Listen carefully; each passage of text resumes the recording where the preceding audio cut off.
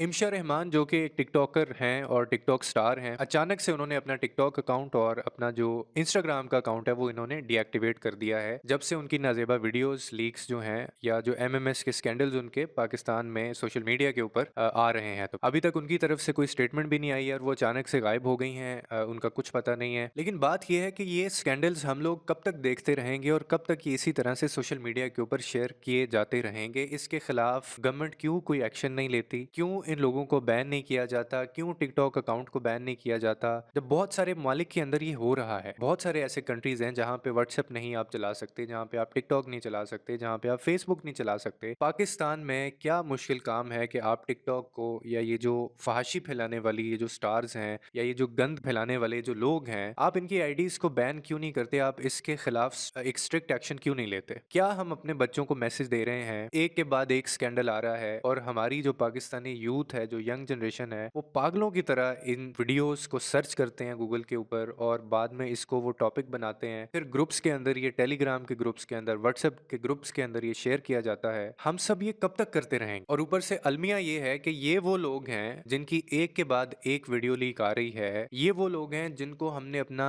Ideal माना हुआ है, जिनको हम कहते हैं कि ये हमारे सुपरस्टार्स हैं। यानी वो लोग जो नाच गाना करके, जो ठुमके लगा के, जो अपनी फैमिलीज को दिखा के, जो अपने जिस्मों को दिखा के, जो टाइट कपड़े पहन के, जो फैमिलीज को अपनी एक्सपोज करके जितना गंद ये फैला सकते हैं, ये वो सारी चीजें करते हैं और हमें ये समझ नहीं आती। हम लोगों ने इनको सर पे उठाया होता है और हम लोग इनको स्टार्स कहते हैं। हम लोग जब ये किसी मॉल में जाते हैं, हम इनको सर पे उठा लेते हैं। लाखों की तादाद में लोग इकट्ठे हो जाते हैं इनसे तस्वीरें लेने की खातिर। कहीं ना कहीं तो गलती हम में भी है। अगर हम बात करते हैं कि इनकी तरबियत में कहीं गलती है, जो कि डेफिनेटली है, तो कहीं ना कहीं हमारी तरबियत, यानी जो इनको देख रहा है, जो 8-8 मिलियन इनके फॉलोअर्स हैं, वो क्या एलियंस हैं? वो कौन लोग हैं? वो जिन हैं? वो हम लोग ही हैं। यकीनन वो हमारी तरबियत है कि हम लोगों ने इन लोगों को फॉलो किया और हम इनकी वीडियोस को आगे शेयर भी करते हैं और आइडियलाइज भी करते हैं हम लोग। क्योंकि जब तक इनका एक कॉन्फिडेंस जो हम अभी तक नहीं तोड़ पाए, वो ये है कि इनको पता है कि इनकी दुकान चलती है और वो तब तक चलती रहेगी जब तक लोग इनको देखते रहेंगे। सोशल मीडिया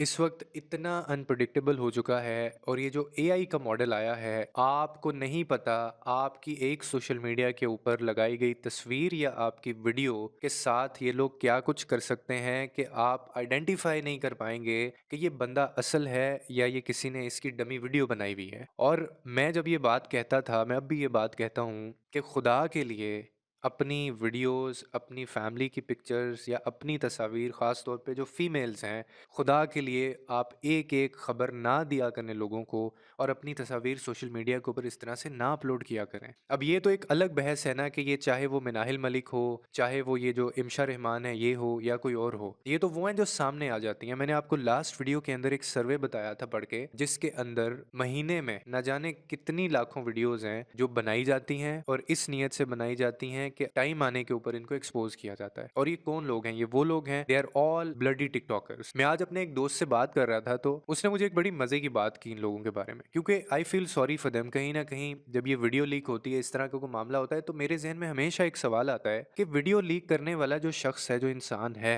क्या उसको एक दफा भी ये ख्याल नहीं आता कि उसका ये जो अमल है वो अगले बंदे की जिंदगी, उसका करियर, उसकी पूरी लाइफ खत्म कर देगी? तो मेरे दोस्त ने ना इस पे बड़ा एक मजे का उसने जवाब दिया, जिससे मैं इतफाक करता हूँ और जिसके बाद मेरी इन लोगों से कोई हमदर्दी नहीं है। क्योंकि जो शख्स जो डिजर्व करता है, याद रखिए जिंदगी में, आप दुनिया में जिंदगी में जो हरकतें करेंगे, जो आपकी करतूतें होंगी, आपको वही कुछ मिलेगा और आपको उसी तरह रिफ्लेक्ट करेगा आपकी लाइफ में। आप डिजर्व करते होंगे वो सारी चीजें। मेरे दोस्त ने जो बात की, वो कहने लगा कि यार ये जो टिकटॉकर्स होती हैं, इन लोगों का बैकग्राउंड क्या होता है, इन लोगों का पैसा कमाने का जो सोर्स है वो क्या होता है, और ये पैसा कमाने की खातिर, शोहरत अर्न करने की खातिर ये इस हद तक चली जाती हैं। मैं वो लफ्ज़ बोलना नहीं चाह रहा यहाँ पे, क्योंकि मुझे फैमिलीज भी देखती हैं, अक्सर फैमिलीज में बच्चे भी होते हैं, फीमेल्स भी होती हैं, तो मैं वो लफ्ज़ यहाँ पे बोल नहीं सकता। लेकिन आप समझ जाइए कि मैं क्या बात करना चाह रहा हूँ कि पैसे की हवस और फेमस होने की हवस और ये जो गरीबी का एक बोला जाता है ना, कि एक्सक्यूज दिया जाता है कि जी गुर्बत इन्हें इस तक, यहाँ तक ले आई, या मजबूरी जो है इनकी होती है, कोई मजबूरी नहीं होती। किसी के बिस्तर तक चले जाना कोई मजबूरी नहीं होती और इस तरह की गंदी हरकतें करना कोई मजबूरी नहीं होती। और ये हर कोई इसके अंदर इन्वॉल्व है। वीडियो लीक करने वाला भी उतनी ज्यादा इन्वॉल्व है, उतना ही वो गुनाहगार है जिसने वीडियो बनाई या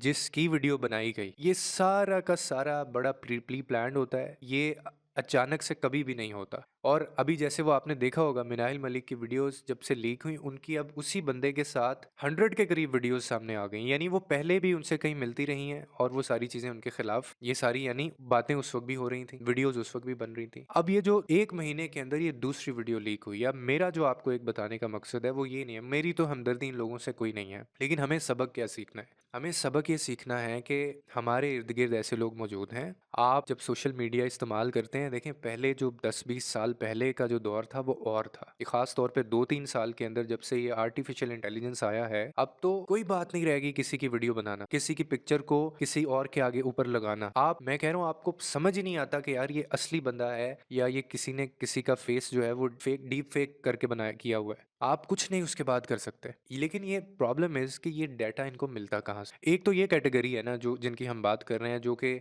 लायक ही नहीं है इसके कि हम इनको डिस्कस कर सकें। और ये एक्सपोज़ हो रहे हैं, सामने इनकी चीज़ें आ रही हैं और हमें अब भी समझ नहीं आ रही कि हम जिन लोगों को फ़ॉलो करते हैं, उनका बैकग्राउंड क्या है, उनकी हरकतें क्या हैं, उनके काम क्या हैं, ये अंडर द टेबल क्या काम कर रहे होते हैं, क्या चीज़ें कर रहे होते हैं। और एक इसमें कैटेगरी वो है जो डायरेक्ट इन चीज़ों में इन्वॉल्व नहीं होती, लेकिन कहीं न कहीं उनका डाटा, उनका मटेरियल इन लोगों के पास होता है। अब वो वही लोग हैं जो रूटीन से अपनी वीडियोज़ बना रहे हैं, व्लॉगिंग कर रहे हैं, अपनी तस्वीरें दे रहे हैं, अपनी वीडियोज़ पहुँचा रहे हैं और एक-एक पल की खबर दे रहे हैं। और सोशल मीडिया इतना वल्नरेबल हो चुका है इस वक़्त, ये चलता-फिरता एक बॉम्ब बन चुका है आपके बच्चों के लिए, हमारे लिए। पहले एक टाइम था, आप सोशल मीडिया यूज़ करते थे ना, आप कोई उसकी फ़ीड्स में जब जाते होते थे, तो आपको एक तसल्ली ये होती थी कि यार मेरा बच्चा या मेरी बहन या कोई भी हमारा फैमिली मेंबर जो छोटा है, जिसको शऊर नहीं है, जो 18 प्लस अभी अटेन नहीं की जिसने, तो वो जब तक चीज़ें सर्च नहीं करेगा ना, तो उसके सामने इस तरह से ये वल्गैरिटी नहीं आएगी या ये गंद उसके सामने नहीं आएगा। लेकिन अब आप कुछ ना भी सर्च करें, आपके बच्चे, आपके बच्ची के हाथ में सिर्फ एक अगर मोबाइल फ़ोन है ना और उसने सिर्फ 2-3 इन ब्लडी टिकटॉकर्स को अगर फॉलो किया हुआ है, तो आप जैसे-जैसे स्क्रॉल डाउन करते जाएँगे, आपके सामने एक से एक गंद आपकी सोशल जो फ़ीड है उसके ऊपर आता रहता है और आप उसको किसी को क्लिक करते हैं, किसी को नहीं करते हैं। आप यूट्यूब खोलिए, वहाँ पे आपके सामने पहली टॉप 10 जो वीडियोज़ हैं, उसमें से 6-7 वीडियोज़ ऐसी होंगी जो देखने के काबिल ही नहीं होगी, जो इन इन ब्लडी टिकटॉकर्स की हों, ये जो फ़हाशी फैलाते हैं, ये जो पोर्नोग्राफ़ी को आगे प्रमोट कर रहे हैं, इनकी वीडियोज़ होती हैं। अब इतना बड़ा चैलेंज है माँ-बाप के लिए और ऊपर से अगर किसी पेरेंट का ध्यान ना हो, उसके पैरेंटल कंट्रोल ही नहीं है बच्चे के ऊपर, तो आप क्या करेंगे ऐसे में बच्चे को? ग्रुप्स के अंदर ये वीडियोज़ शेयर हो रही हैं, बाकायदा एक-दूसरे को जो है वो बेट लगा के एक-दूसरे को कहा जा रहा है कि ओए तेरे पास ये वीडियो है, नहीं है तेरे पास, मैं तुझे ये वीडियो दिखाता हूँ। क्या मज़े की यार वीडियो है, क्या ज़बरदस्त वीडियो है यार, एक और वीडियो लीक सामने आ गई, एक और एमएमएस सामने आ गया। यानी हर बंदा इस हद तक गिर चुका है, हर बंदा जो है वो ऐसे दलदल में फँसता जा रहा है कि आप अंदाज़ा नहीं कर सकते कि 2030-35 तक इस कौम का क्या हाल होने वाला है और ये सोशल मीडिया आपके साथ क्या हाल करने वाला है। अगर आप लोगों ने अपने-अपने जो प्रिकॉशंस हैं,